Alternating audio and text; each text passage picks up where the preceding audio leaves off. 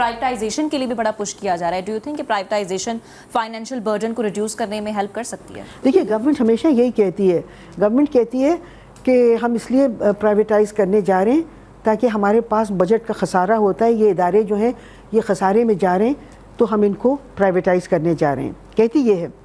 مگر ایکشن اس سے بالکل مختلف ہے. گورنمنٹ جیسے ہی پرائیویٹائزیشن شروع کرتی ہے وہ سب سے زیادہ منافع بخش اداروں کا شروع کرتی ہے. آپ دیکھیے کہ 2013 میں نون لیگ کی گورنمنٹ آئی تھی اور آئی ایم ایف کے ساتھ انہوں نے معاہدہ کیا تھا اور اس میں ایک کنڈیشنلٹی تھی کہ پاکستان کے او جی ڈی سی اور پی پی ایل کے جو حصص ہیں یہ انٹرنیشنل اسٹاک ایکسچینج میں ان کو فلوٹ کیا جائے. اور ہماری حکومت نے اس وقت کی نون لیگ کی گورنمنٹ نے ان کو نیو یارک اسٹاک ایکسچینج پہ وہ کر دیا، فلوٹ کر دیا. اور ہمارے یہ بہت منافع بخش ادارے ہیں. اور ایک جوئش کمپنی ہے فرینکلن ٹیمپلٹن کمپنی، یہ خاموشی سے پاکستان کے پاور سیکٹر کے حصص خرید رہی ہے اور یہ فلوٹ ہو گئے اور بالکل بکنے والے تھے.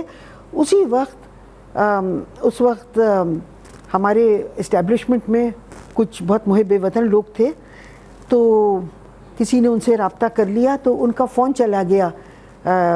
اسحاق ڈار صاحب اس وقت فائنانس منسٹر تھے، ان کو فون پہنچ گیا کہ ان کو روکیے. تو ہمارے ان کے حصص امریکی کمپنی کو بیچنے سے رک گئے. اچھا، آپ سمجھتی ہیں کہ ہماری پرائیورٹی سیٹ ہیں، یعنی ہم ایک سیکٹر کا ڈبل ٹرپل بجٹ بڑھا دیتے ہیں جبکہ جیسے ہیلتھ کی بات کریں، ایجوکیشن کی بات کریں تو اس میں اتنی خاصی تبدیلی میں نظر نہیں آتی. اچھا، میں اس کا جواب دوں گی مگر پہلے میں اس کا مکمل کر لوں. دیکھیے یہ ہمارے جو ادارے ہیں اس میں ہم کو ان کو کیٹیگرائز کرنا ہوگا جن کو پرائیویٹائز کرنا ہے.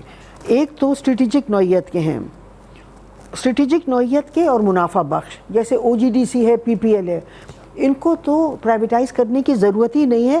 یہ اسٹریٹجک ہیں اور یہ منافع بخش ہیں تو آپ کو کوئی ضرورت نہیں. دوسرے ہیں اسٹریٹجک ہیں مگر خسارے میں جا رہے ہیں تو چونکہ اسٹریٹجک ہیں ان کو بھی پرائیویٹائز کرنے کی ضرورت نہیں ہے. آپ ان کو ری اسٹرکچر کریں جیسے اسٹیل مل ہے یا ایسے ہیں کیونکہ وہ اسٹریٹجک نوعیت کے ہیں. پھر ایسے ہیں جو نان اسٹریٹجک ہیں اور منافع بخش ہیں. اگر نان اسٹریٹجک ہیں تو آپ ان کو وہ کر سکتے ہیں مگر پرائیویٹائز کر سکتے ہیں مگر منافع بخش ہیں تو اگر گورنمنٹ چاہتی ہے ان کے منافع سے مستفید ہونا تو نہ کرے.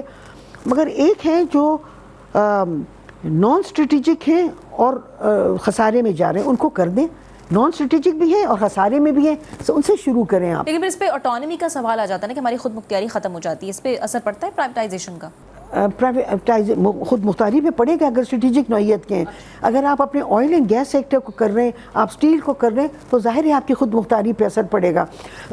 دیکھیے 2006 میں نیو اورلینز کا ایک پورٹ تھا، اس کو امریکن گورنمنٹ وہ کر رہی تھی پرائیویٹائز اور یونائٹیڈ عرب ایمریٹس کی ایک کمپنی تھی وہ اس کو لے رہی تھی.